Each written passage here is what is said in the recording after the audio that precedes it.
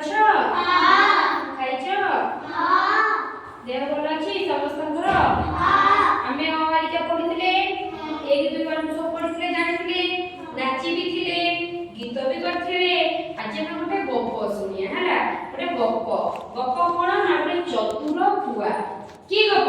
ଚତୁର କୁଆ ବା ଚତୁର କାଉ ହେଲା।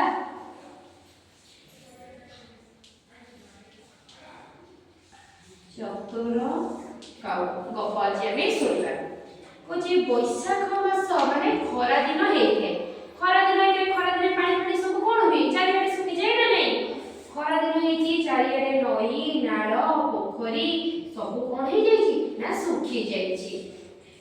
ସବୁ ଶୁଖିଗଲା, କୋଉ ଜାଗାରେ ପାଣି ନାହିଁ। ସେ କାଉଟିକୁ ଭାରି କଣ କଲା ନା ଶୋଷ ହେଲା। ବହୁତ ଶୋଷ ହେଲା। ସେ କଣ କରିବ? ସେ ବୁଲି ପାଣି କୋଉଠି ପାଇଲା ନାହିଁ। ସେ କଣ କଲା ନା ସେ ଆସି ଥକା ମାରିକି ଶୋଷରେ ତା ଦେହ ହାତ କହିଲା। ଆମକୁ ଶୋଷ ହେଲା, ଆମ ଦେହ ହାତ କହିଦେଉଛି ନା ନାହିଁ? କାଉଟିକୁ ଶୋଷ ହେଲା, ତା ଦେହ କହିଦେଲା।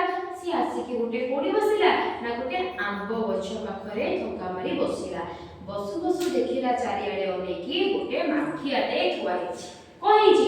ଗୋଟେ ମାଠିଆଟେ ଥୁଆ ହେଇଛି। ସେ ମାଠିଆ ଉପରକୁ ଉଡ଼ିକି ଗଲା, ମାଠିଆ ଉପରେ ବସିଲା। ବସିକି ଦେଖିଲା କଣ ନା ମାଠିଆ ଭିତରେ କଣ ଅଛି ନା ଅଳ୍ପ ପାଣି ଅଛି, ତା ଥଣ୍ଟ ପାଇବ ନାହିଁ। ସେ ଦେଖିଲା ଅଳ୍ପ ପାଣି ଅଛି, ଯେହେତୁ ତା ଥଣ୍ଟ ନ ପାଇବ, ସେ କଣ ଭାବିଲା କଣ କରିବ?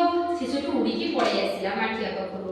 ଉଡ଼ିକି ଆସି କଣ କଲା ନା ଗୋଟେ ଗୋଡ଼ି ସବୁ ଯୋଉ ପଡ଼ିଥିଲା ଚାରିପଟେ ସବୁ ବୁଲି ଗୋଟେ ଗୋଡ଼ି ନେଇକି ସେ ମାଠିଆ ପାଣିରେ ପକେଇଲା। ଆମେ ସେଦିନ ପଢିଥିଲେ ନା ନାହିଁ? ଭାରି ଜିନିଷ କଣ ହେବ? ପାଣି ଭିତରେ ବୁଡ଼ିଯିବ, ହାଲକା ଜିନିଷ ଆସିବ। ସେଠୁ କଣ ନା ସେମିତି ଗୋଡ଼ି ଗୁଡ଼ାକ କଣ ହେଲା? ଗୋଡ଼ି ଗୁଡ଼ାକ ମାଠିଆ ଭିତରେ ପାଣିରେ ସେ କଲା ଯୋଉ ପକେଇଲା, ପାଣି ଗୁଡ଼ାକ ସବୁ ଉପରକୁ ଉଠିଲା। ଗୋଡ଼ି ଗୁଡ଼ାକ କଣ ହେଲା? ତଳକୁ ହେଇଗଲା। ଏମିତି ପୁଳାଏ ପକେଇଦେଲା। ଲାଷ୍ଟକୁ ମୁହଁ ବୁଡ଼େଇଲା ବେଳକୁ ତା ଥଣ୍ଟ କଣ ହେଲା? ଥଣ୍ଟ ପାଇଲା।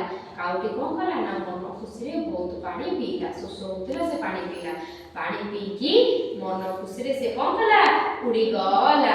ତେଣୁ ଆମେ ଗପରୁ କଣ ଶିଖିଲେ? ନିଜର ବୁଦ୍ଧି ବଳରେ ସବୁ କିଛି ଆମେ କଣ କରିପାରିବା? ତା ମୁଣ୍ଡରେ ବୁଦ୍ଧି ଥିଲା, ସେ ବହୁତ ଚାଲାକ ହେଇଗଲା। ଗୋଡ଼ି ନେଇ ପାଣି ମାଠିଆରେ ପକେଇଦେଲା। ତାପରେ ସେ କଣ କଲା ନା ଚାଲାକ ହେଇକି କଣ କଲା? ପାଣି ପିଇକି ବୁଡ଼ିକି ଚାଲିଗଲା। ଯେମିତି ଆମ ପାଖରେ ଯଦି ବୁଦ୍ଧି ଅଛି, ତାହେଲେ ଆମେ କଣ କରିପାରିବା? ସବୁ କିଛି କରିପାରିବା। ଭଲ ଲାଗିଲା ଗପ? ସମସ୍ତଙ୍କୁ ଭଲ ଲାଗିଲା ତ?